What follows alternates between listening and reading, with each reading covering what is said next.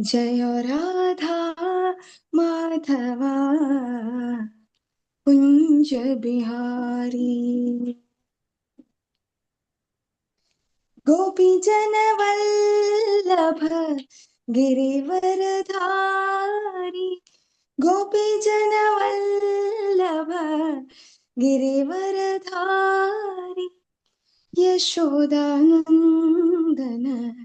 व्रज जन रंजन। यशोदानंदन व्रज जन रंजन। यमुना तीरावन चारी। जय राधा माधव कुंज बिहारी। जय राधा माधव कुंज बिहारी। हरे कृष्णा कृष्ण कृष्णा हरे हरे, हरे राम राम राम हरे हरे। हरे कृष्णा कृष्ण कृष्णा हरे हरे, हरे राम राम राम हरे हरे। हरे माताजी, दंडवत प्रणाम।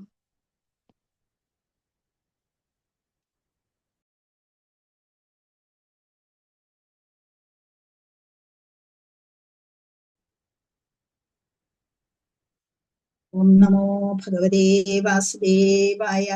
ഓം നമോ ഭഗവതേ വാസുദേവായ. ഓം നമോ ഭഗവതേ വാസുദേവായ. ഓം അജ്ഞാനതിമിരാന്ധസ്യ ജ്ഞാനാഞ്ജനശലാകയാ ചക്ഷുരുന്മീലിതം യേന തസ്മൈ ശ്രീഗുരവേ നമഃ.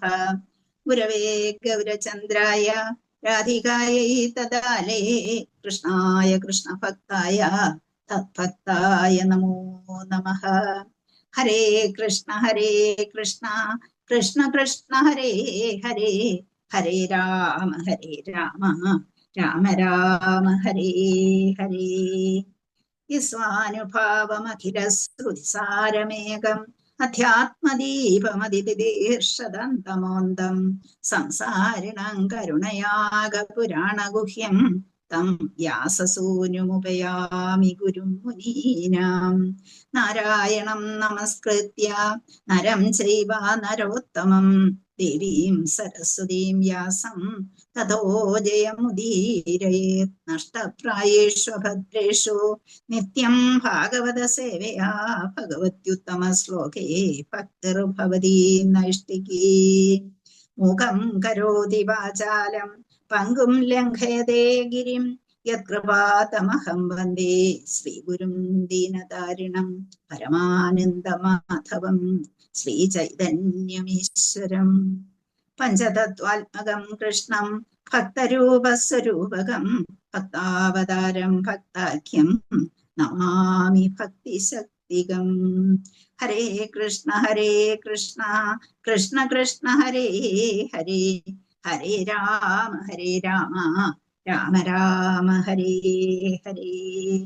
നന്ദഗന്ധർപ്പകൃതാവിലാസം കിശോരചന്ദ്രം രസികേന്ദുശേഖരം ശ്യാമം മഹാസുന്ദരതാവിതാനം ശ്രീകൃഷ്ണചന്ദ്രം ശരണം ഗതോസ്മി. ഓം വിഷ്ണുപാദായ കൃഷ്ണപ്രഷ്ടായ ഭൂതലേ ശ്രീമതേ മഹാവിഷ്ണുഗോസ്വാമിനിധി നാമിനേ നമോ. ഓം വിഷ്ണുപാദായ കൃഷ്ണപ്രസ്ഥായ ഭൂതലേ ശ്രീമതേ ഭക്തിവേദാന്ത സ്വാമിനിധി നാമിനേ നമസ്തേ സാരസ്വതേ ദേവേ ഗൗരവാണി പ്രചാരണേ നിർവിശേഷ ശൂന്യവാദി പാശ്ചാത്യദേശധാരിണി. ജയ ശ്രീകൃഷ്ണ ചൈതന്യ പ്രഭു നിത്യാനന്ദ ശ്രീ അദ്വൈത ഗദാധര ശ്രീവാസാദി ഗൗരഭക്തവൃന്ദ. ഹരേ കൃഷ്ണ കൃഷ്ണ കൃഷ്ണ ഹരേ ഹരേ, ഹരേ രാമ രാമ രാമ ഹരേ ഹരേ. ഹരേ കൃഷ്ണ.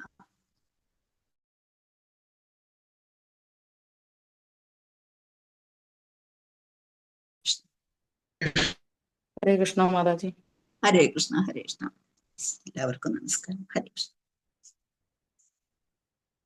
നമുക്ക് ഭാഗവതം 1-ാം സ്കന്ധം 15-ാം അധ്യായം നമ്മൾ 24-ാമത്തെ ശ്ലോകമാണ് ഇനി എടുക്കാനുള്ളത് തോന്നുന്നു. പ്രണാമം മാതാജി. 24 അല്ലേ? ഹരേ കൃഷ്ണ. 23 നമ്മൾ എന്താണ് കണ്ടത്? ആരെ കുറിച്ചാണ് 23 കാര്യമായി പറഞ്ഞത്? എന്താണ് പറഞ്ഞത്?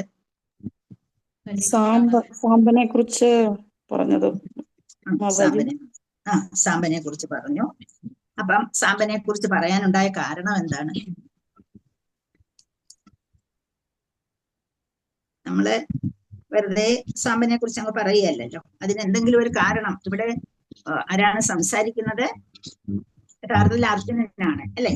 അർജുനൻ സംസാരിക്കുന്നു, സാമ്പനെ കുറിച്ച് പറയുന്നു. അപ്പൊ അതിന് ഒരു കാരണം ഉണ്ടായിരുന്നു. എന്തുവാണെന്ന് ആർക്കെങ്കിലും അറിയാമോ? ബ്രാഹ്മണരുടെ കക്ഷി ബ്രാഹ്മണ ശാപം അല്ലെ? എന്താണെന്ന് വെച്ചാല് എങ്ങനെയായാലും അവിടെ നിന്ന് എന്താണ് വംശം, അവരുടെ വംശം, യാദവ വംശം എല്ലാരും തിരിച്ചുപോയി. 3-4 പേര് അവിടെ ഇവിടെ ഉണ്ടായിരിക്കാം എന്ന് ഒരു ഊഹം പറഞ്ഞു അല്ലെ? ചിലപ്പോ അവരവിടെ നിന്ന് ഓടിപ്പോയിരിക്കാം. എന്തായാലും ആ ഒരു ഭഗവാൻ യാദവ വംശത്തെ മുഴുവനും തിരിച്ചു കൊണ്ടുപോയി എന്ന് പറഞ്ഞു, യാദവരെ എല്ലാം. അപ്പം യാദവ വംശത്തെ കുറിച്ച് പറഞ്ഞു. അപ്പൊ നമ്മളെ വംശങ്ങളെ കുറിച്ച് പറയുമ്പോഴേ 2 വംശത്തെ നമ്മൾ പ്രധാനമായിട്ട് എടുക്കണം. യാദവ വംശവും അതുപോലെ ചന്ദ്രവംശവും സൂര്യവംശവുമാണ് പ്രധാനമായിട്ട് എടുക്കേണ്ടത്. കാരണം ശ്രീരാമസ്വാമി ജനിച്ച സൂര്യവംശം, ഭഗവാൻ വന്ന ചന്ദ്രവംശം. പക്ഷെ നമ്മളിവിടെ ഇപ്പം ഇതിനെ കുറിച്ച് പറയുമ്പോഴേ യാദവന്മാരും അതുപോലെ പാണ്ഡവന്മാരെ കുറിച്ചും പറയുന്നു. അപ്പൊ പാണ്ഡവർ ഏത് വംശത്തിൽ വരുന്നു? ആർക്കെങ്കിലും അറിയാമോ? കുരുവംശം. അത് ഏത് വംശത്തിൽ നിന്ന് വന്നിട്ടുള്ളവരാണ്? ചന്ദ്രവംശത്തിൽ നിന്ന് വന്നിട്ടുള്ളവരാണ് ഈ പുരുവംശത്തിൽ വരുന്നത് എന്ന് പറഞ്ഞു. അപ്പം വംശനെ കുറിച്ച് ഞാൻ പറഞ്ഞിട്ടില്ല നിങ്ങളോട്. യഥാർത്ഥത്തിൽ യാദവന്മാര് യഥാർത്ഥത്തിൽ യദുവിൽ നിന്ന് വന്നവരാണ് യാദവരെന്ന് പറയുന്നത്. ഈ യദു ആരാണ്? അതുപോലെ യദുവ്, തുർവസ്വേ, ദ്രുഹ്യു, അനു, പുരു എന്ന 5 മക്കളെ യയാതി മഹാരാജാവിനുണ്ടായിരുന്നു. യയാതി മഹാരാജാവിനെ ദേവയാനിയിലെ ശുക്രാചാര്യന്റെ മകളായിരുന്ന ദേവയാനിയിലുണ്ടായ യദുവും തുർവസുവും. അതുപോലെ ശർമ്മിഷ്ഠയിലുണ്ടായ 3 മക്കളാണ് ദ്രുഹ്യവും അനുവും പുരുവും. ഈ അങ്ങനെ 5 മക്കളാണ് യയാതി മഹാരാജാവിന് ഉണ്ടായിരുന്നത്. അപ്പൊ ഇവരെ നിങ്ങൾ കഥയൊക്കെ കേട്ടിട്ടുണ്ടാവും. ഞാൻ കഥയിലേക്ക് കടക്കുന്നില്ല. ഇതിന്റെ എങ്ങനെ വംശം വന്നു എന്നുള്ളതാണ് പറയാൻ പോകുന്നത്. അപ്പം യയാതി മഹാരാജാവ് ഭരിച്ചിരുന്നു. ഭരിച്ചിങ്ങനെ വന്ന കൂട്ടത്തില് അങ്ങനെ ശർമ്മിഷ്ഠയും ദേവയാനിയും തമ്മിൽ പ്രശ്നങ്ങൾ ഉണ്ടാകുന്നു. അത് നേരത്തെ പ്രശ്നമുണ്ട്, വിവാഹത്തിന് മുമ്പേ ഉള്ള പ്രശ്നമാണ്. പക്ഷെ പിന്നീടും അത് പ്രശ്നം തുടർന്നു വരുന്നു. അങ്ങനെ തുടർന്നു വന്നപ്പോഴേ ശുക്രാചാര്യരുടെ മകളാണല്ലോ ദേവയാനി. അപ്പം ദേവയാനി ചെന്ന അച്ഛനോട് തന്റെ ഭർത്താവ് അവിടുത്തെ രാജാവിന്റെ മകളായിരുന്നു, പക്ഷെ ഒരു ശാപം അങ്ങോട്ടും ഇങ്ങോട്ടും ഉണ്ടായതുകൊണ്ടും വഴക്കുണ്ടായതുകൊണ്ടും അവൾക്ക് ദേവയാനിയുടെ ഈ ശർമ്മിഷ്ഠ എന്ന് പറയുന്ന ആൾക്ക് ദേവയാനിയുടെ ദാസിയായി കഴിയേണ്ടതായി വന്നു. ദാസിയാകാമെന്നും പറഞ്ഞാണ് വന്നിരുന്നത്. പക്ഷേ കുറെ നാൾ കഴിഞ്ഞ് ഇവിടെ ദാസിയായി ജീവിച്ചു കഴിഞ്ഞപ്പോൾ ശർമ്മിഷ്ഠയെ ഈ യയാതി മഹാരാജാവ് സ്വീകരിക്കുന്നു. അതറിഞ്ഞപ്പോൾ അവൾക്ക് ദേഷ്യം വരികയും അച്ഛനോട് ചെന്ന് കണ്ട് സങ്കടം പറയുകയും ചെയ്യും. അങ്ങനെ ഉണ്ടായ ഒരു ശാപം കിട്ടി. എന്താണ്? നിന്റെ യൗവനം, ശുക്രമഹർഷി ശപിക്കുന്നു. എന്താണ്? നിന്റെ യൗവനം നശിച്ചു പോകട്ടെ എന്ന് ശപിക്കുന്നു. പക്ഷേ യയാതിക്ക് ആ യൗവനം നശിക്കുന്നത് ഓർക്കാൻ പറ്റിയിരുന്നില്ല. അത്രമാത്രം ഭൗതികതയുമായി ബന്ധപ്പെട്ടിരുന്നു. അങ്ങനെ അദ്ദേഹം മക്കളോടെല്ലാം പിന്നെ എങ്ങനെ കാൽക്കൽ വീണ് ചോദിക്കും, ഇതിൽ നിന്ന് എനിക്ക് രക്ഷപ്പെടാൻ ഒരു മാർഗം പറയാൻ പറയും. പറഞ്ഞു തരണേ എന്ന് അപേക്ഷിക്കുന്നുണ്ടേ പറയും, നിന്റെ മക്കൾ ആരെങ്കിലും നിന്റെ യൗവനം, നിന്റെ ഈ വാർദ്ധക്യം ഏറ്റെടുത്തിട്ട് നിനക്ക് യൗവനം തരാൻ തയ്യാറായാൽ നിനക്ക് ഇതിൽ നിന്ന് രക്ഷപ്പെടാമെന്ന് പറയും. അങ്ങനെ ഓരോ മക്കളോടെയും ചോദിക്കും. നോക്കൂ, അന്നത്തെ കാലത്തെ കാര്യം കേട്ടാൽ ചിരിക്കാൻ തോന്നും അല്ലേ? അപ്പൊ അങ്ങനെ മക്കളോട് നിന്ന് ചോദിക്കുമ്പോഴേ ആദ്യം യദുവിനോട് ചോദിക്കും. യദു പറയും പറ്റില്ല, എന്റെ യൗവനം ഞാൻ തരില്ല. എന്നിട്ട് തലയിൽ നടിച്ച് വയസ്സിനെ പോലെ നടക്കാൻ എനിക്ക് പറ്റില്ല. തുർവസുവിനോട് ചോദിക്കും, പറ്റില്ല. അതുപോലെ ഗ്രഹ്യുവിനോട് ചോദിക്കും, അനുവിനോട് ചോദിക്കും. അവരാരും സമ്മതിച്ചില്ല. പക്ഷെ അവസാനമായിട്ട് ശർമ്മിഷ്ഠയുടെ മകൻ തന്നെയായിരുന്നു പുരു. പുരുവിനോട് ഞാൻ ചോദിക്കുമ്പോ പുരു അത് സമ്മതിക്കുകയും അദ്ദേഹത്തിന്റെ യൗവനം എടുത്ത് അച്ഛന് കൊടുക്കും, അച്ഛന്റെ വാർദ്ധക്യം എടുത്ത് മോന് കൊടുക്കും. അങ്ങനെ മോനെ അനുഗ്രഹിച്ച്, രാജ്യമല്ല മോന് കൊടുക്കാമെന്നൊക്കെ പറയും. അങ്ങനെ ബാക്കിയുള്ള മക്കൾക്കൊന്നും എന്താണ് ചക്രവർത്തി പദം കിട്ടുകയില്ല എന്ന് ഉറപ്പിച്ച് പറയുകയും ചെയ്യുന്നു. അങ്ങനെ അവരൊക്കെ ആർക്കും എന്തില്ല, ആ രാജാധിരാജൻ എന്ന പദവി അവർക്ക് ആർക്കും ലഭിക്കുമായിരുന്നില്ല. അങ്ങനെ പുരു പിന്നീട് ചന്ദ്രവംശത്തിൽ പുരുവിന് 1000 വർഷം അദ്ദേഹം സുഖിച്ച് ജീവിച്ചു ദേവയാനിയോടൊപ്പം. അത് കഴിഞ്ഞ് 1000 വർഷം കഴിഞ്ഞിട്ടും അയാളുടെ ആ ഒരു ആകാംക്ഷയ്ക്ക് ഒരു കുറവുമില്ല, വീണ്ടും ജീവിക്കണം എന്നുള്ളതാണ്. അങ്ങനെ വന്നപ്പോൾ അദ്ദേഹം വിചാരിച്ചത് എങ്ങനെയായാലും ഇത് കുറയില്ലല്ലോ, അതുകൊണ്ട് ഞാൻ ഇനിയും ഇത് വേണ്ട, എന്റെ യൗവനം അങ്ങ് മകന് തിരിച്ചു കൊടുത്തേക്കാമെന്നും പറഞ്ഞ് തിരിച്ചു കൊടുക്കുകയും ചെയ്തു. അങ്ങനെ പുരുവിന്റെ വംശമാണ് പുരുവാണ് ഈ വംശത്തെ നിലനിർത്തിക്കൊണ്ടു. അദ്ദേഹത്തിന് രാധാതിരാജൻ എന്ന പേര്, ചക്രവർത്തി എന്ന പേരും കിട്ടിയിരുന്നു. അങ്ങനെ ആ പുരുവിന്റെ വംശത്തിൽ നിന്നുണ്ടായവരാണ് പുരുവംശം. പൗരവാസ് എന്ന് പറയും, പാണ്ഡവരും കൗരവരും. എന്നാല് യദുവിന്റെ വംശത്തിൽ ഉണ്ടായവരാണ് യാദവർ. ആ വംശത്തിലാണ് വന്ന് ഭഗവാൻ ജനിക്കുന്നത്. അപ്പൊ ഭഗവാന്റെ വംശത്തിന് എന്തില്ല, ചക്രവർത്തി പദം കൊടുത്തില്ല. ആരുടെ വംശത്തിനാണത് കൊടുത്തത്? പുരുവിന്റെ വംശത്തിനാണ് കിട്ടിയത്. അപ്പൊ പുരുവിന്റെ ആൾക്കാരെ പിന്നീട് എത്ര കാലങ്ങൾ ഇങ്ങനെ കഴിഞ്ഞു, ഒരുപാട് കാലം കഴിഞ്ഞു. ആദ്യമേ ഒരു 14 ജനറേഷൻസ് കഴിഞ്ഞതിന് ശേഷം പിന്നീട് ദുഷ്യന്തൻ ശകുന്തളയൊക്കെ വരുന്നു, ആ വംശത്തിലാണ് വരുന്നത്. അപ്പൊ അവിടെ വന്നിട്ട് ദുഷ്യന്തന്റെയും ശകുന്തളയുടെയും മകൻ ഭരതൻ, അദ്ദേഹം ചക്രവർത്തിയാകുന്നു. നമ്മൾ മറ്റേ ഭരതനെയല്ല, ഭരതന്റെ പേരിൽ ഈ ഭാരതം എന്നറിയപ്പെട്ട ഭരതനെയല്ല, ഇത് ദുഷ്യന്തന്റെയും ശകുന്തളയുടെയും മകനായ ഭരതൻ. അദ്ദേഹം ഭരതവംശം എന്ന പേരിൽ അദ്ദേഹം പ്രശസ്തനായി. അങ്ങനെ ഭരതവംശവും വന്നു. പിന്നെയും ഒരുപാട് ജനറേഷൻസ് ഇങ്ങനെ കഴിഞ്ഞിട്ട് ആ വംശത്തിൽ തന്നെ കുരു എന്നും പറഞ്ഞൊരു രാജാവ് ഉണ്ടായി, ഒരു രാജാവ്. അപ്പൊ ആ ഒരു രാജാവ് വിചാരിച്ചത് എന്തിനാണ് ഈ പുരു എന്ന് വെച്ചിരിക്കുന്നത്, എത്രയോ ജനറേഷൻസിന് മുമ്പുള്ള ആളാണ്, എന്റെ പേരിലിരിക്കട്ടെ എന്ന് പറഞ്ഞുകൊണ്ട് അദ്ദേഹം എന്ത് ചെയ്തു, ആ വംശത്തിന് കുരു ഡിനാസ്റ്റി എന്ന് കുരുവംശം എന്ന് പേര് കൊടുത്തു. അങ്ങനെ ആ കുരുവംശത്തിന്റെ ഒരു 13 ജനറേഷൻസ്, അവിടെയാണ് നമ്മുടെ ശന്തനു മഹാരാജാവ് വന്ന് ജനിക്കുന്നത്. ആ ശന്തനു മഹാരാജാവിന്റെ മകനായിട്ട് ഭീഷ്മര് വരുന്നു, അല്ലേ? ഭീഷ്മര് വരുന്നു. പിന്നെ നിങ്ങൾക്ക് അറിയാവുന്ന കഥയാണ്, അതെ, സത്യവതി വരുന്നു. സത്യവതി ആദ്യം ഗംഗാദേവിയെ വിവാഹം അറിയാം. അതുപോലെ ആ ഭീഷ്മർക്ക് ശേഷം പിന്നീട് സത്യവതിയെ കൊണ്ടുവരുന്നു. പിന്നീട് ഉണ്ടായ സംഭവങ്ങളൊന്നും നിങ്ങൾക്കെല്ലാം അറിയാവുന്നതാണ്. അങ്ങനെ വിചിത്രവീരനും ചിത്രാംഗതനും ഉണ്ടാകുന്നു. ആരിലെ?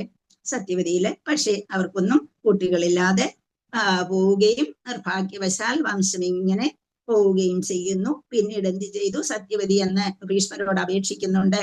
ഭീഷ്മർ അപ്പോഴത്തേക്ക് ശപഥം എടുത്തു കഴിഞ്ഞു സത്യവതിയെ കൊണ്ടുവരാൻ വേണ്ടിയിട്ട്. ഭീഷ്മ ശപഥം എടുത്തു. അതുകൊണ്ട് അദ്ദേഹം പിന്നീട് ഒരിക്കലും വിവാഹിതനാകില്ല. ആ സമയത്ത് സത്യവതി ചെന്നിട്ട് മകനോട് വീണ്ടും അപേക്ഷിക്കുന്നു, അങ്ങ് ഈ കാര്യത്തിൽ എന്നെ സഹായിക്കണം, എനിക്ക് കുഞ്ഞുങ്ങളൊന്നും ഇല്ലാതെയാണ് വിചിത്രവീരനും അതുപോലെ ചിത്രാംഗതനും പോയിരിക്കുന്നത്. അപ്പൊ അതുകൊണ്ട് അദ്ദേഹം രാജ്യം സ്വീകരിക്കാൻ തയ്യാറായില്ല. എന്നും ഭീഷ്മ പിതാമഹൻ എങ്ങനെയുള്ള ആളായിരുന്നു, പറഞ്ഞ വാക്കിൽ തന്നെ ഉറച്ചു നിൽക്കുന്ന ആളായിരുന്നു. ആ രാഷ്ട്രത്തിന് വേണ്ടി ജീവൻ കൊടുക്കാൻ അദ്ദേഹം തയ്യാറാകുന്ന ആൾ കൂടിയായിരുന്നു. അങ്ങനെ വിചിത്രവീരനും ചിത്രാംഗതന്റെയും മക്കളായി, വിചിത്രവീരന്റെ മകനായിട്ട് ആരുണ്ടായി? ധൃതരാഷ്ട്രവും പാണ്ഡവും ഉണ്ടായി, അല്ലെ? വിതുരരും ഉണ്ടായി.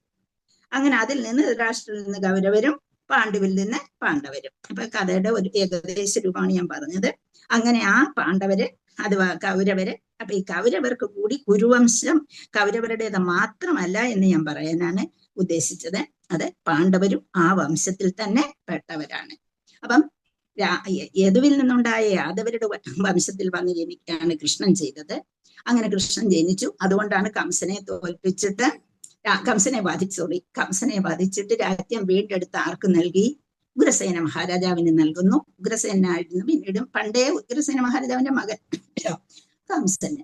അപ്പൊ അങ്ങനെ ആ രാജ്യം തിരിച്ച് ഉഗ്രസേന മഹാരാജാവിന് കൊടുക്കുന്നു. അതുവരെയും രാജ്യാധികാരം ഉണ്ടായിരുന്നില്ല. ഭഗവാൻ എന്താണ് ചെയ്തത്? ആ ചക്രവർത്തി പദം അവിടെ വെച്ച് അവരെ തോൽപ്പിച്ചെടുത്തു കൊടുക്കുമ്പോൾ ആ പദം നിലനിർത്താൻ അന്നാണ് കഴിയുന്നത്. ഇത്രയും ജനറേഷൻസ് കഴിഞ്ഞിട്ടും അതിന് കഴിഞ്ഞിരുന്നില്ല. അങ്ങനെ കുരുവംശം എന്ന് പറയുമ്പോൾ പാണ്ഡവരുമുണ്ട്, അതില് കൗരവരുമുണ്ട് എന്ന് ഓർക്കണം. പക്ഷേ ഈ ധൃതരാഷ്ട്രം എന്ന് പറഞ്ഞാൽ രാഷ്ട്രത്തോടുള്ള ആ അഭിനിവേശം കൊണ്ട് അദ്ദേഹം തൻ്റെതാക്കി പിടിച്ചു വെച്ചിരുന്നതാണ്. കാരണം എന്താന്ന് വെച്ചാൽ നിങ്ങൾക്ക് എല്ലാം അറിയാം, യഥാർത്ഥത്തിൽ ധൃതരാഷ്ട്രക്ക് രാജ്യം കിട്ടാനുള്ള അവകാശം ഉണ്ടായിരുന്നില്ല, അന്ധനായിരുന്നത് കൊണ്ട്. അപ്പൊ ഇത് വെച്ചുകൊണ്ട് രാഷ്ട്രം നഷ്ടപ്പെട്ടതിൽ അദ്ദേഹത്തിന് ഭയങ്കര ഇതുണ്ടായിരുന്നു. ആ ഒരു രീതിയിൽ അങ്ങോട്ട് പോവുകയായിരുന്നു. അവരുടെ ആ ഒരു മാനസികമായ അസ്വസ്ഥത അവിടെ തന്നെ പ്രകടമായിരുന്നു എന്ന് നമുക്ക് അറിയാം. ഇപ്പൊ ഇത്രയും പറയാനാണ് ഞാൻ ഉദ്ദേശിച്ചത്. അയാദിയുടെ ആ വംശത്തിൽപ്പെട്ട വംശങ്ങളാണിത്. കുരുവിൽ നിന്നാണ് യഥാർത്ഥത്തിൽ പൗരവര് അല്ലെങ്കിൽ ഈ കുരുവിൽ നിന്ന് തുടങ്ങിയ വംശം അതാണ് ഈ കുരുവംശം എന്ന് പറയുന്നത്. ഈ കുരുവംശത്തിലാണ് പാണ്ഡവരും ഉള്ളത്. പിന്നെ ഇവർ അങ്ങോട്ടും ഇങ്ങോട്ടും റിലേറ്റഡുമാണ്. അപ്പൊ ഇത് രണ്ടും ഇതൊന്നും മനസ്സിലാക്കാൻ വേണ്ടി പറഞ്ഞതേ ഉള്ളൂ. വംശത്തെ കുറിച്ച് പറഞ്ഞതുകൊണ്ട്.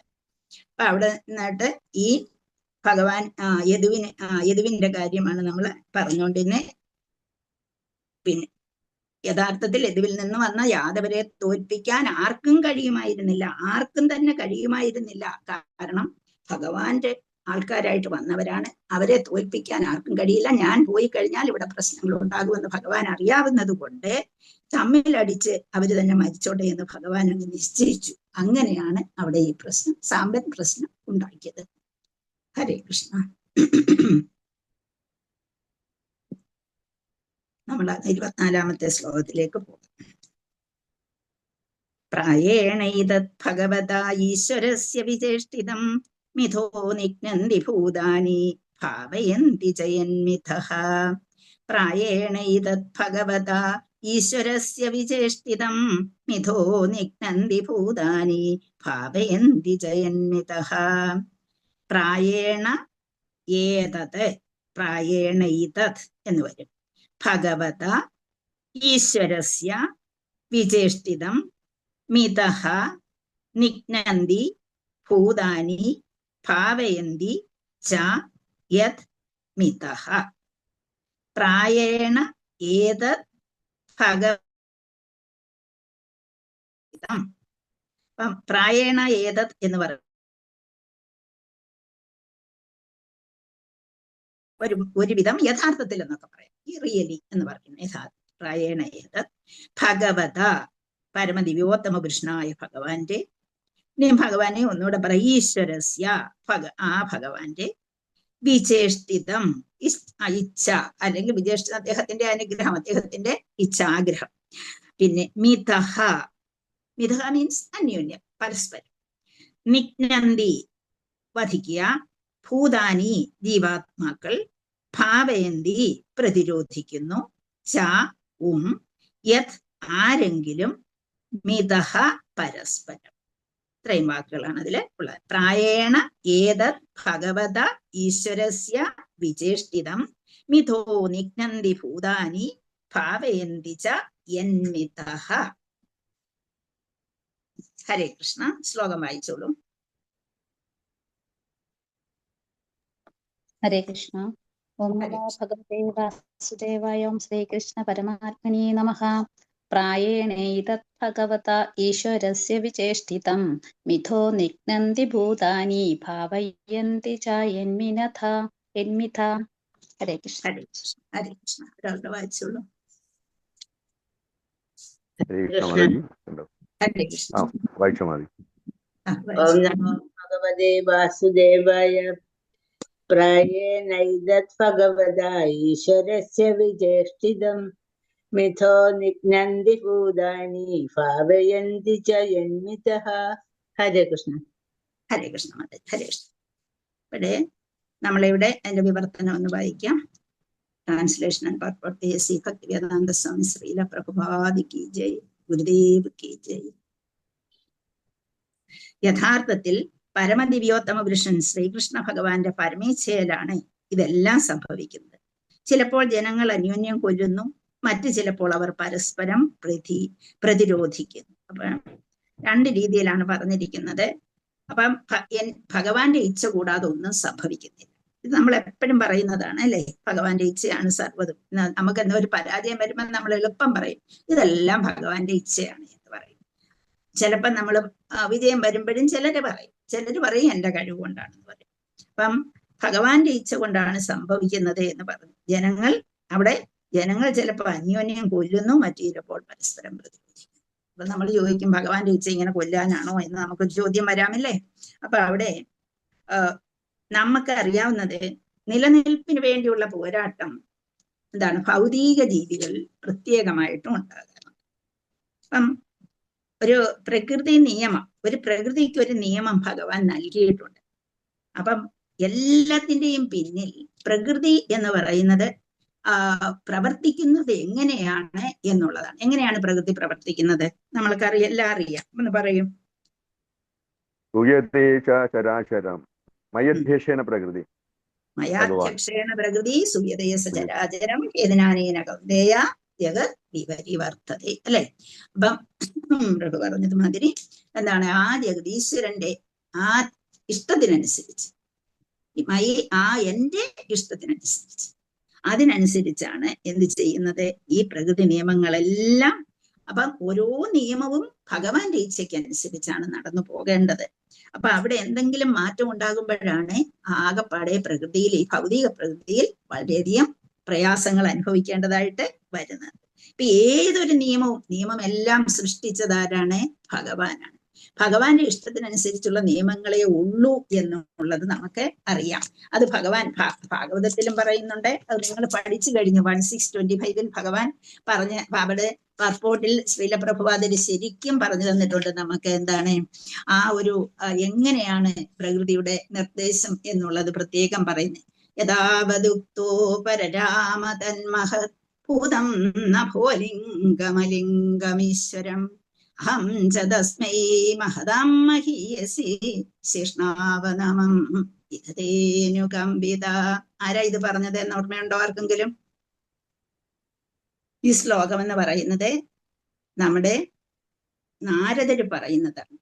എല്ലാ കാര്യങ്ങളും, എന്തെല്ലാം കാര്യങ്ങളുണ്ടെങ്കിലും എല്ലാം നിർത്തിവെച്ചിട്ട് അദ്ദേഹം എന്ത് ചെയ്തു? ഭഗവാൻ പ്രത്യക്ഷനായി നാരദനോടുള്ള കഴിവുകൊണ്ട് നാരദയുടെ മുമ്പിൽ പ്രത്യക്ഷനായ ശേഷം ഒന്നുകൂടെ കാണാൻ, ഒന്ന് മിന്നുന്നതേ കണ്ടുള്ളൂ അല്ലെ, ഒന്ന് മിന്നി കണ്ടു. പക്ഷെ ഒന്നുകൂടെ കാണണമെന്ന് ആഗ്രഹിച്ച് എന്തെല്ലാം വിധത്തിൽ അദ്ദേഹം ശ്രമിച്ചു നോക്കിയിട്ടും കാണാൻ പറ്റുന്നില്ല. അപ്പം ഭഗവാൻ അദ്ദേഹത്തോട് കരുണ തോന്നിയിട്ട് പറയുന്നു, നീ ഇനി ശ്രമിക്കണ്ട, ഈ ജന്മത്തിൽ നിനക്കൊരു ആഗ്രഹം പ്രകടിപ്പിക്കാൻ, ആഗ്രഹം വരുത്താൻ വേണ്ടി മാത്രമാണ് ഞാൻ നിനക്കൊന്ന് ഒരു സൂചന പോലെ ഞാൻ കാണിച്ചത്. ഇതിനെ നീ ഇനിയും പ്രവർത്തിക്കുക, അതിനനുസരിച്ച് നിനക്ക് ഞാൻ പ്രത്യക്ഷനാകും എന്ന് വീണ്ടും പറയുന്നുണ്ട്. അവിടെ പറയുന്നു, ശ്രീല പ്രഭുപാദര് പറയുന്നത് എന്താണ്, ആ ഒരു ഭഗവാൻ പരമദിവ്യോത്തമ പുരുഷനെ കാണുന്നു എന്ന് പറയുന്നത് തന്നെയാണ് എന്ത്, നമ്മൾ ഈ ഭഗവത്ഗീതയും ഭാഗവതവും മുന്നിലിരിക്കുന്നത് തന്നെ. അപ്പം പരമദിവ്യോത്തമ പുരുഷൻ ഈ ഭാഗവതത്തിൽ കൂടിയും ഭഗവത്ഗീതയിൽ കൂടിയും പുരാണങ്ങളിൽ കൂടിയും എല്ലാം നമുക്ക് ദർശനം തന്നുകൊണ്ടിരിക്കുകയാണ് എന്ന് അവിടെ പറയുന്നുണ്ട് അല്ലെ. Personality of godhead was not seen but only her does not make any difference. കാണാൻ കഴിയും പക്ഷേ കേൾക്കാൻ കഴിയും പക്ഷെ കാണാൻ കഴിയുന്നില്ല എന്നുള്ളത് തമ്മിൽ യാതൊരു വ്യത്യാസവുമില്ല. അപ്പം അവിടെ ആ ഭഗവാന്റെ മുഖത്ത് നിന്ന് വന്നതാണ് വേദങ്ങൾ എന്ന് അതിൽ പറയുന്നുണ്ട്. Personality of godhead produce the 4 Vedas by his breathing എന്നാണ് പറഞ്ഞത്.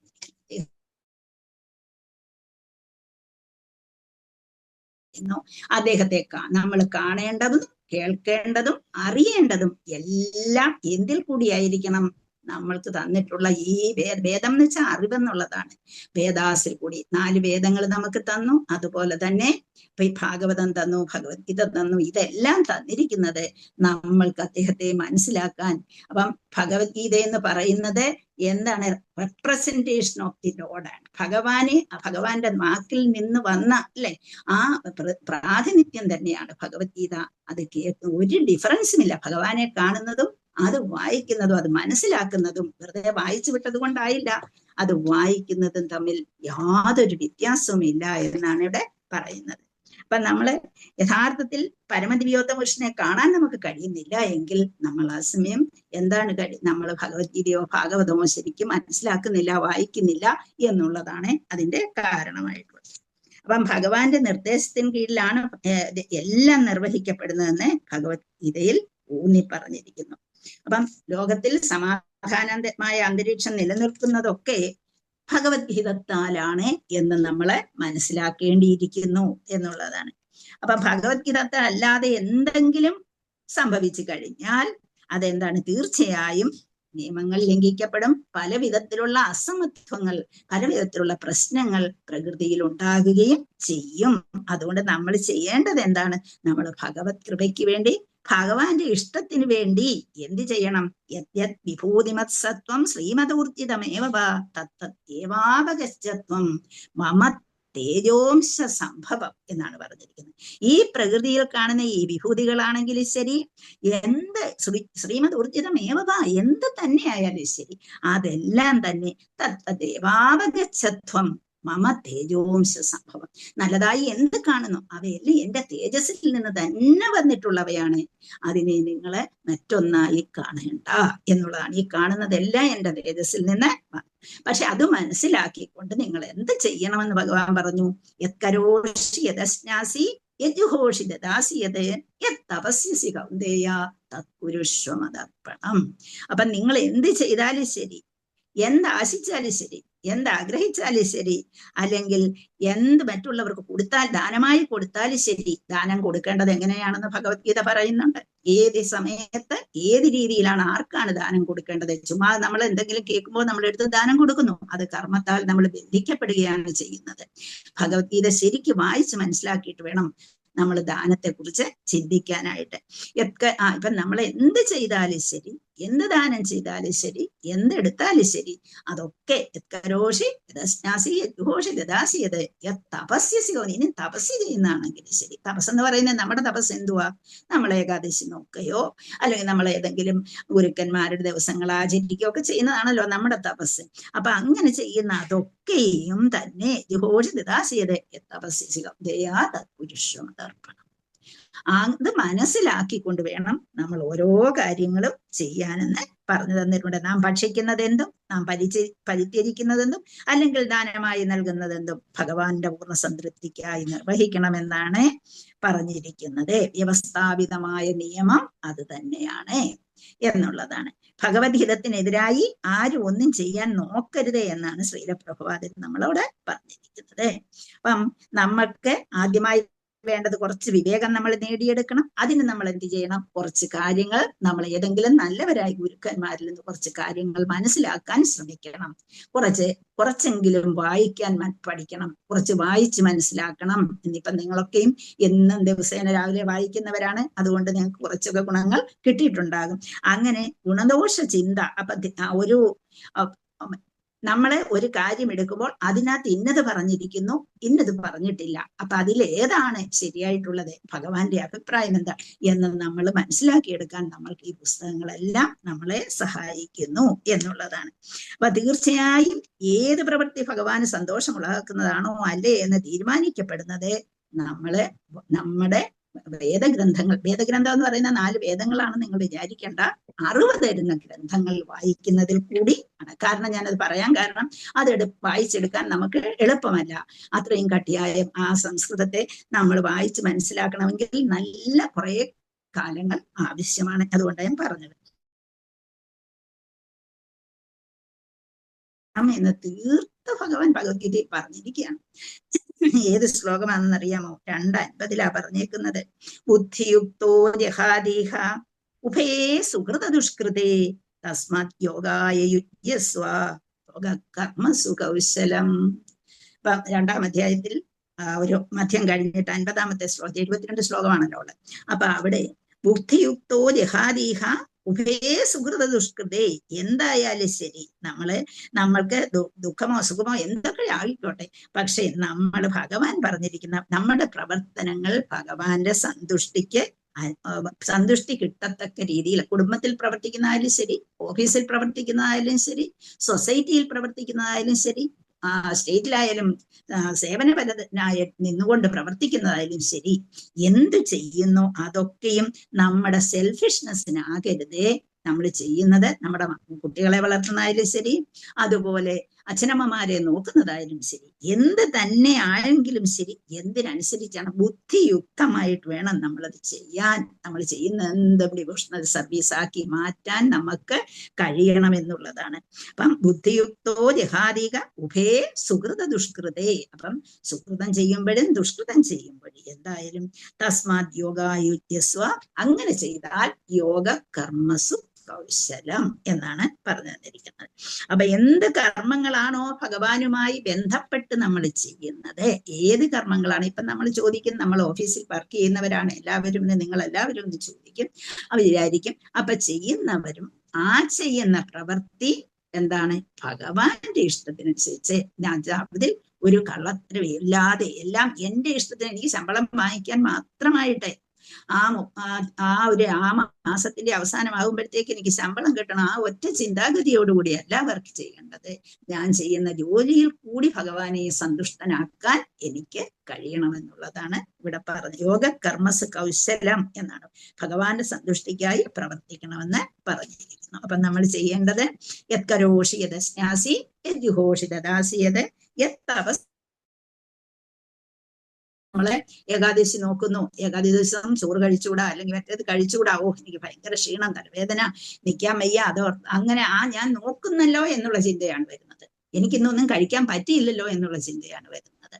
ആ ചിന്ത മാറ്റി വെച്ചിട്ട് എനിക്ക് അത്രയും സമയവും എനിക്ക് ഭഗവാനെ വിളിക്കാൻ കഴിയുന്നില്ലല്ലോ, എന്താണ് ഞാൻ ഓഫീസിലായിരിക്കുന്നത്, അല്ലെങ്കിൽ ഞാൻ സ്കൂളിലാണ് ഇരിക്കുന്നത്, അവിടെ എവിടെ നിന്നുകൊണ്ട് എനിക്ക് അവിടെ പ്രവർത്തിച്ചുകൊണ്ടിരിക്കുമ്പോൾ ആ പ്രവൃത്തിയിൽ കൂടി നമ്മൾ ഭഗവാന്റെ ഇച്ഛയ്ക്കായി പ്രവർത്തിക്കുമ്പോൾ അതും ഒരു തപസ്സായിട്ട് മാറ്റണമെന്നാണ് പറഞ്ഞിരിക്കുന്നത്.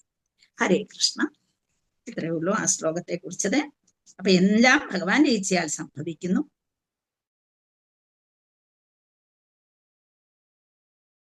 അപ്പൊ പരസ്പരം അന്യോന്യം കൊല്ലുന്നു. ഇത് വെച്ചാൽ എക്സാമ്പിൾ ഇവിടെ പറയാൻ കാരണം ഈ ദ്വാരകയിൽ ഉണ്ടായ ഇതുകൊണ്ട് പറയുന്നു. ഹരേ കൃഷ്ണ. ജലം. അടുത്ത ശ്ലോകം. ജലൗകസാം ജലേയത്വൻ മഹാന്തോ അതന്ത്യണീയസഃ ദുർബലാൻ ബലിനോ രാജൻ മഹാന്തോ ബലിനോ മിതഃ ഏവം ബലിഷ്ഠേർയുധിഭിർ മഹത്പിരിതരാൻ വിഭുഃ യദൂന്യദുഭിരന്യോന്യം ഭൂഭാരാൻ സഞ്ജഹാരേഹ. ഒരുപാട് വാക്കുകളുണ്ട്. ജലൗകസാം ജലേ, ജലൗകസാം ജലേ എന്ന് പറഞ്ഞാൽ ജലജീവികൾ, ജലജീവികളിൽ ജലത്തിൽ എന്നുള്ള, ജലൗകസാം ജലജീവികളിൽ, ജലേ ജലത്തിൽ, യദ്വൻ മഹാന്തോ അതിനെ പിരിക്കുമ്പോഴേ യദ്വത്തെ പ്ലസ് മഹാന്തഃ എന്ന് പിരിക്കണം. യദ്വത് പ്ലസ് മഹാന്ത. യദ്വൻ മഹാന്തോ, യദ്വത് എന്ന് പറഞ്ഞാൽ അതേപോലെ, മഹാന്തഃ എന്ന് പറഞ്ഞാൽ വലിയതായിട്ടുള്ള, മഹാൻ എന്ന് പറയുമ്പോൾ തന്നെ ഏറ്റവും വലുതെന്നല്ല, മഹത്തായതേ, മഹാന്തഃ വലുതേ. പിന്നെ അതന്തി, അതന്തി എന്ന് പറഞ്ഞാൽ അതന്തി അണീയസ എന്നാണ് വാക്ക്. അതന്തി പ്ലസ് അണീയസഹ. അതന്തി എന്ന് പറഞ്ഞാൽ വിഴുങ്ങുക. പിന്നെ അണീയസഹ ചെറിയവ. അപ്പം അതന്തി അണീയസഹ. അത്രയും വാക്ക് കിട്ടിയല്ലോ. ജലൗകസാം ജലേ യദ്വത് മഹാന്തഃ അതന്തി അണീയസഹ. ദുർബലാൻ, ദുർബല എന്ന് പറയുമ്പോൾ ദുർബല മലയാളത്തിലുള്ള ദുർബല തന്നെ. ബലിനഹ, അതും മലയാളം വാക്ക, കരുത്തരായവർ, ബലിനഹ. പിന്നെ പറയാ രാജൻ എന്ന് വിളിച്ചിട്ട് പറയുക, ഹേ രാജാവേ എന്ന് വിളിച്ചുകൊണ്ട്. മഹാന്തഹ എന്ന് പറഞ്ഞാൽ അതിമഹാത്തായിട്ടുള്ള, അതിശക്തരായിട്ടുള്ളവരെ. പിന്നെ ബലിന എന്ന് പറഞ്ഞാൽ ബലിന എന്ന് പറഞ്ഞാൽ ഇവിടെ ശക്തി കുറഞ്ഞവരായിട്ടുള്ളവരെ. രാജൻ, മഹാന്തഹ, പിന്നെ ബലിനോ മിതഹ. ബലിനഹ ശക്തി കുറഞ്ഞവരെ, മിതഹ എന്ന് പറഞ്ഞാല് മിതഹ എന്ന് പറഞ്ഞാല് രണ്ടുപേരും തമ്മിലുള്ള ഫൈറ്റിങ്ങിൽ, രണ്ടുപേരും തമ്മിലുള്ള യുദ്ധത്തിൽ. ഏവം അപ്രകാരം ബലിഷ്ഠൈർ, നമ്മൾ പറയും മലയാളത്തിലും ബലിഷ്ഠരാണ്, മഹാശക്തന്മാരായിട്ടുള്ള ആൾക്കാർ ബലിഷ്ഠൈർ. പിന്നെ അടുത്തത് അതിനെ പിരിക്കുകയാണ്, ബലിഷ്ഠൈർ യദുഭിർ മഹദ്ഭിർ ഇതരാൻ. പലതായിട്ട് തിരിക്കണം. അത് ബലിഷ്ഠൈർ എന്ന് പറയുന്നാൽ മഹാശക്തന്മാരായവര്, യദുഭിഹി എന്ന് പറഞ്ഞാൽ യദുകുല വംശജാതരായിട്ടുള്ളവര്, മഹത്ഭിഹി എന്ന് പറഞ്ഞാൽ അതിശക്തരായിട്ടുള്ളവര്, ഇതരാൻ എന്ന് പറഞ്ഞാൽ സാധാരണക്കാര്. അപ്പൊ എത്ര വാക്ക് അവിടെ കിട്ടി? ബലിഷ്ഠൈർ, യുദുഭിർ, യുദുഭിഹി, മഹത്ഭിഹി, ഇതരാൻ. അങ്ങനെ അതിനെ പിരിക്കണം. ബലിഷ്ഠൈർ, യുദുഭിർ, മഹത്ഭിർ, ഇതരാൻ. പിന്നെയോ വിഭുഹു. വിഭു നമ്മൾ എപ്പോഴും കേൾക്കുന്നത് അല്ലേ, പരമദിവ്യോത്തമ കൃഷ്ണനായ ഭഗവാൻ. പിന്നെ യദൂ, യദുവംശം, എല്ലാ യാദവരും. യദുഭിഹി, യാദവരാൽ. അന്യോന്യം, അതാണ് അന്യോന്യം മലയാളം തന്നെ. പിന്നെ അടുത്തെന്താ? ഭൂഭാരാൻ, ഭൂമിയുടെ ഭാരം. സംജഹാര, ലഘൂകരിച്ചു. ഹ, കാലാന്തരത്തിൽ. അപ്പം ജലൗകസാം ജലേ യദ്വൻ മഹാന്തോ അദന്ത്യണീയസഹ ദുർബലാൻ ബലിനോ രാജൻ മഹാന്തോ ബലിനോ മിഥഃ ഏവം ബലിഷ്ഠൈർ യുദുഭിർ മഹത്ഭിർ ഇതരാൻ വിഭുഃ യദൂൻ യദുഭിരന്യോന്യം ഭൂഭാരാൻ സംജഹാരേഹ. ഹരേ കൃഷ്ണ. ആർക്ക് വായിക്കാം? ഹരേ കൃഷ്ണ മാതാജി. ഹരേ കൃഷ്ണ. ഓം നമോ ഭഗവതേ വാസുദേവ.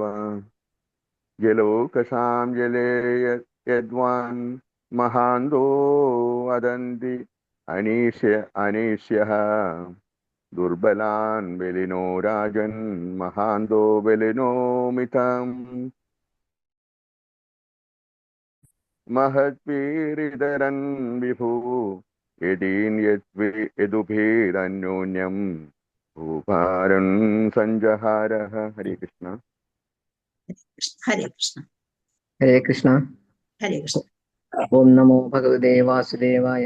ജലൗകസാം ജലേ യദ്വൻ മഹാന്തോ ദന്ത്യണീയസ ദുർബലാൻ ബലിനോ രാജൻ മഹാന്തോ ബലിനോ മിഥ ഏവം ബലിഷ്ഠരൈ യദുഭിർ മഹദ്ഭിർ ഇതരാൻ വിഭു യദൂൻ യദുഭിരന്യോന്യം ഭൂഭാരാൻ സഞ്ജഹാരഃ. ഹരേ കൃഷ്ണ. ഹരേ കൃഷ്ണ. ഹരേ കൃഷ്ണ. ഇവിടെ പറയുകയാണ്, ഹേ രാജാവേ. രാജൻ അവിടെ വിളിക്കുന്നുണ്ട് അല്ലേ? ദുർബലാൻ ബലിനോ രാജൻ. നമുക്ക് സംസ്കൃതത്തിൽ ഇങ്ങനെ വരുന്നുണ്ട്, എവിടെയാലും ഏതെങ്കിലും ഒരു ഭാഗത്തായിരിക്കും ആ സംബോധന കൊണ്ടിടുന്നത്. ദുർബലാൻ ബലിനോ രാജൻ. ഹേ രാജൻ, രാജാവേ. എവിടെ പറയുന്നത്? ജലൗഹസാം. ജലൗഹസാം എവിടെയാവുമ്പം സമുദ്രമായിരിക്കും അല്ലെ? ജലൗഹസാം, മഹാസമുദ്രത്തിൽ. എന്താണ് അവിടെ എന്താ സംഭവിക്കുന്നത്? ദുർബലാൻ ബലിനോ എന്ന് പറയുമ്പോഴേ അവിടെ എന്താണ്? വലുതും ശക്തരുമായ ജലജീവികൾ, ദുർബലങ്ങളായ ജീവികൾ, ഇവരെല്ലാം ഉണ്ട് സമുദ്രത്തില്. സമുദ്രത്തിൽ രണ്ടു കൂട്ടരും ഉണ്ട്, ദുർബലരുമുണ്ട് അതിശക്തരുമുണ്ട്. മഹാസമുദ്രത്തിൽ വലിയതും ശക്തരുമായ ജലജീവികളുണ്ട്. അവ എന്ത് ചെയ്യുന്നു? ചെറുതും ദുർബലരുമായവയെ ആഹാരമാക്കി തീർക്കും. സമുദ്രത്തിൽ സംഭവിക്കുന്ന കാര്യം പറഞ്ഞിരിക്കുകയാണ്. അതുപോലെ ഇവിടെ എന്താ? പരമപുരുഷനായ ഭഗവാൻ എന്ത് ചെയ്തു? ഭൂമിയുടെ ഭാരം വളരെ കൂടി. ഒന്നാമത് ഈ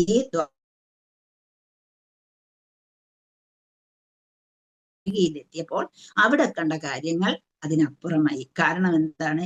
അവിടെ ഭഗവാന്റെ വംശത്തിൽപ്പെട്ടവരാണ്, ഭഗവാന്റെ കൂടെ വന്നവരാണ്.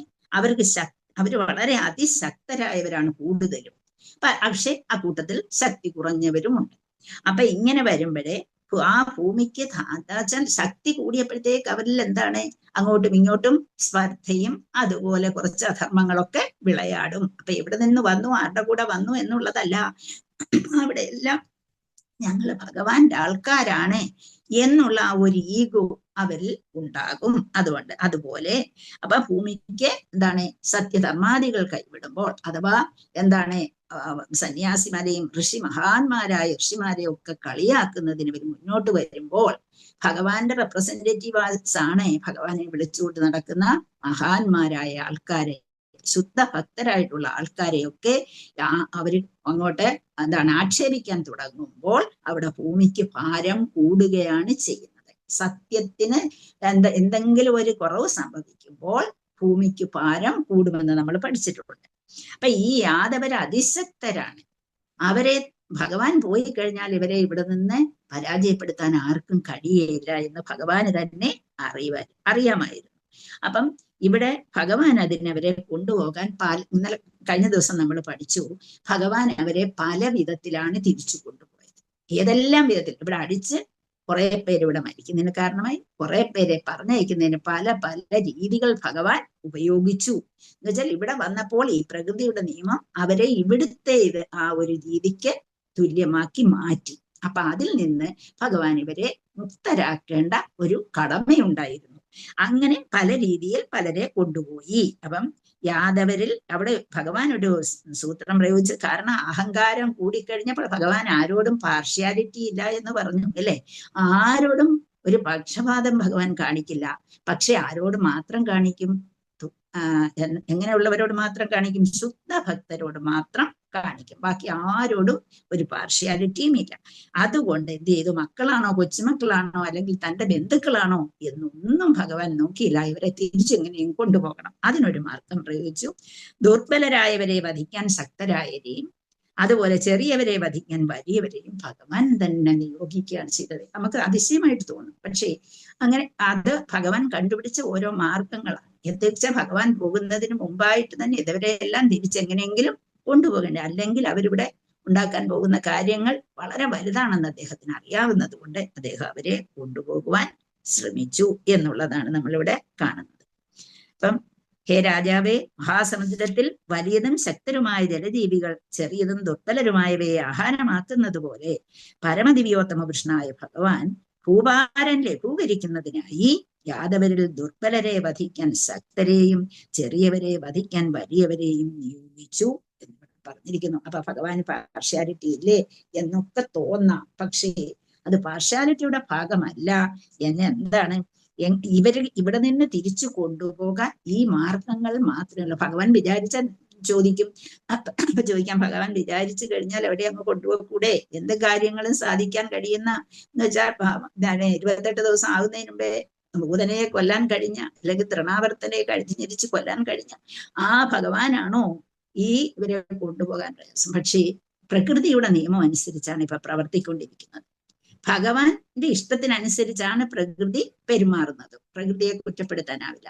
അപ്പൊ പ്രകൃതിയിൽ കിടന്ന് അങ്ങോട്ടും ഇങ്ങോട്ടും അടിയിടുന്ന ആ ഭൗതിക പ്രകൃതിയിൽ കിടന്ന് ഉള്ള അടിപിടിയാണ് ഇവിടെ കണ്ടുകൊണ്ടിരിക്കുന്നത്. അപ്പൊ അവിടെ ഭഗവാൻ കയറി ഇടപെടുകയില്ല. ഭഗവാൻ എന്താണ്? ഡെമോക്രസി മാതിരിയാണ്. ആവശ്യമില്ലാതെ ഭഗവാൻ ഇടപെടുകയില്ല. അവിടെ എന്താണ്? ജനങ്ങൾക്ക് പ്രാധാന്യം ഡെമോക്രസിയിലുണ്ടെങ്കിൽ ആ ജനങ്ങൾ, ഇന്നത്തെ ഡെമോക്രസി പറയണ്ട, അത് നമുക്ക് കമ്പയർ ചെയ്യാൻ പറ്റില്ല. എന്നിരുന്നാൽ തന്നെയും എന്താണ്? അതിന് ജനങ്ങളാൽ തിരഞ്ഞെടുക്കുന്ന ജനങ്ങളുടെ അല്ലേ? അപ്പൊ ആ ഒരു ഗവൺമെന്റ് അതുപോലെ ഇവിടെയും ജനങ്ങൾക്ക് പ്രാധാന്യം വന്നിരിക്കുന്ന, ഭൂമിയിൽ വന്നിരിക്കുന്ന, ഭൗതികതയിൽ വന്നിരിക്കുന്ന ആൾക്കാർക്ക് പ്രാധാന്യം കൊടുത്തുകൊണ്ട് അവരുടെ കഴിവിനനുസരിച്ചാണ് അവർ ചെയ്യേണ്ടത്. അല്ലാതെ ഭഗവാൻ നേരിട്ടങ്ങ് ഇടപെടുകയല്ല. പക്ഷെ ഇപ്പൊ ഭഗവാൻ എങ്ങനെയും അവരെ കൊണ്ടുപോയിട്ട് ഭഗവാൻ തിരിച്ചു പോകാൻ, ഭഗവാന്റെ കർമ്മങ്ങൾ ഇവിടെ വന്ന് ആ അവതാരത്തിൽ ജനിക്കേണ്ട എല്ലാ കർമ്മങ്ങളും അവസാനിപ്പിച്ചു കഴിഞ്ഞു.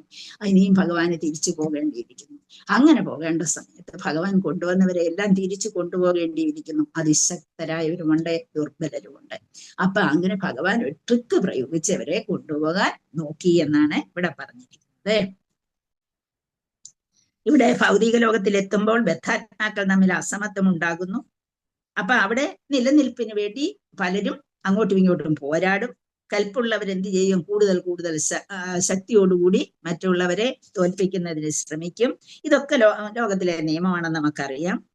പിന്നെ ബദ്ധ ജീവിതത്തിന്റെ കാരണമായിട്ടിരിക്കുന്നത് എന്താണ്?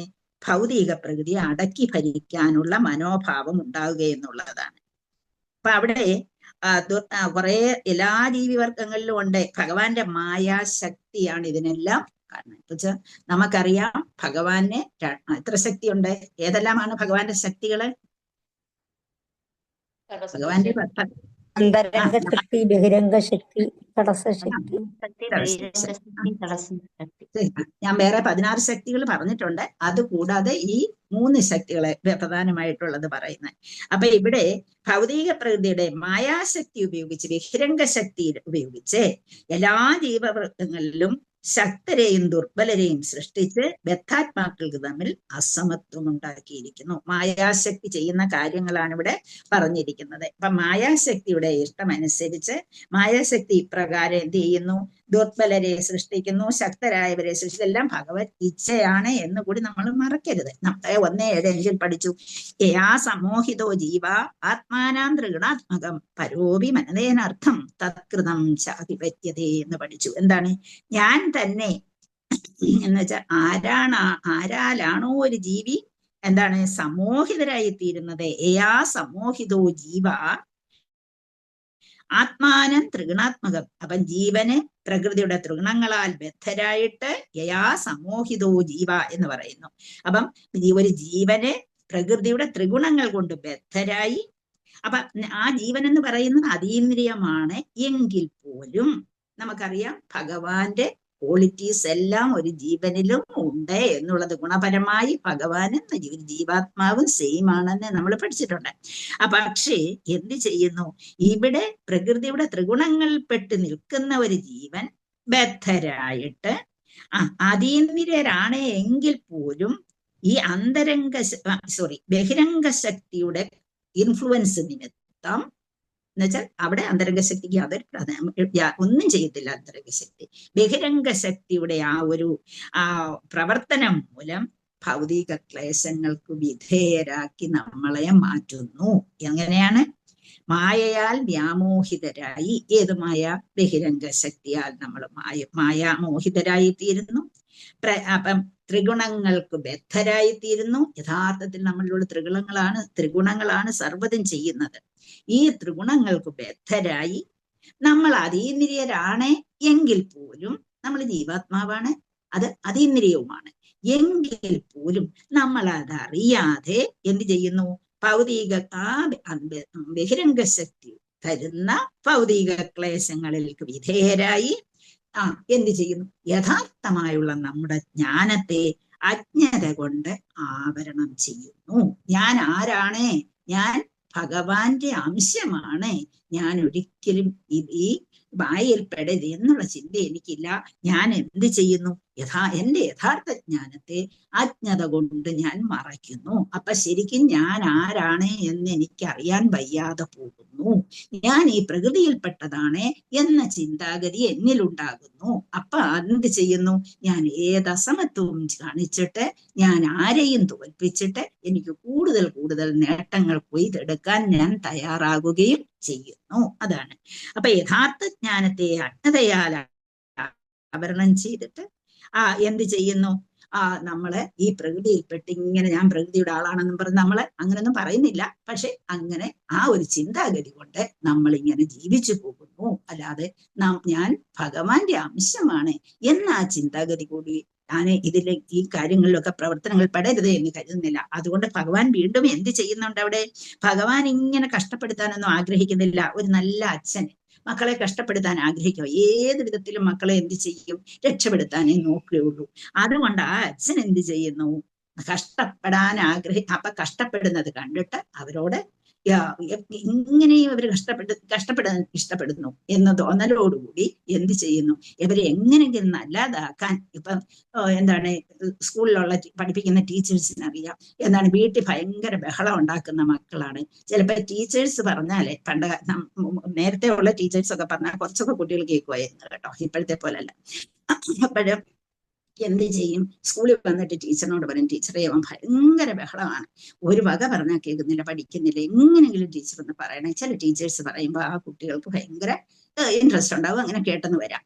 അപ്പൊ അങ്ങനെ കുറച്ചൊക്കെ ഒരു അനുസരണ ഉള്ളവരാക്കി അപ്പം മാറ്റാൻ വേണ്ടി എന്ത് ചെയ്യുന്നു, ഇവിടെ ഈ പ്രകൃതിയിൽ കിടന്ന് കഷ്ടപ്പെടുന്നവരെ കണ്ടിട്ട് അവരെ എങ്ങനെയെങ്കിലും അരിച്ചു പെറുക്കി തിരിച്ചു വിടാൻ വേണ്ടിയിട്ട് ആരെ ഏൽപ്പിച്ചിരിക്കുക? പ്രകൃതിയില് ആരെ ഏൽപ്പിച്ചിരിക്കുന്നത്? ആർക്ക് പറയാം? ദുർഗാദേവിയെ ഏൽപ്പിച്ചിരിക്കുന്നു അല്ലേ? അപ്പൊ അങ്ങനെ ദുർഗാദേവിയുടെ ചരണത്തിൽ ദുർഗാദേവി പിന്നെ എന്ത് ചെയ്യുന്നു, അരിച്ചു പെറുക്കി എല്ലാ വിധത്തിലും കഷ്ടപ്പെടുത്തി നല്ല ഇത് കൊടുത്തിട്ടുണ്ട്.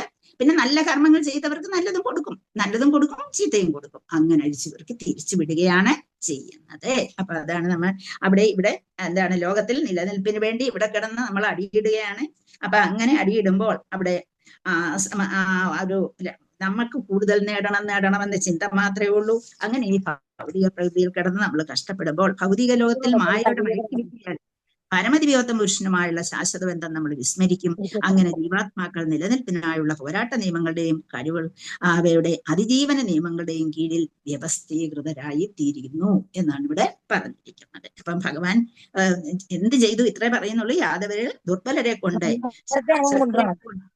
ശക്തരെ കൊണ്ട് അതുപോലെ ചെറിയവരെയും വധിക്കാൻ അങ്ങോട്ടും ഇങ്ങോട്ടും നിയോഗിച്ചു. ഒരു മാർഗം അദ്ദേഹം സ്വീകരിച്ചു എന്ന് പറഞ്ഞിരിക്കുന്നു. അപ്പൊ നമുക്കതൊരു ഇഷ്ടപ്പെടാത്ത ഒരു ഇതായിട്ട് തോന്നാം. പക്ഷെ ഭഗവാൻ അത് എങ്ങനെയെങ്കിലും തിരിച്ചു കൊണ്ടുപോകാൻ ഭഗവാൻ ഇങ്ങനെ ഒരു മാർഗം കണ്ടുപിടിച്ചു എന്നാണ് ഇവിടെ പറഞ്ഞിരിക്കുന്നത്.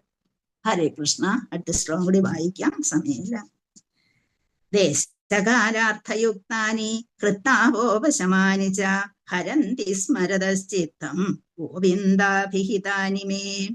ദേശകാലാർത്ഥയുക്താനി കൃത്താവോപശമാനി ച ഹരന്തി സ്മരതശ്ചിത്തം ഗോവിന്ദാഭിഹിതാനി മേ.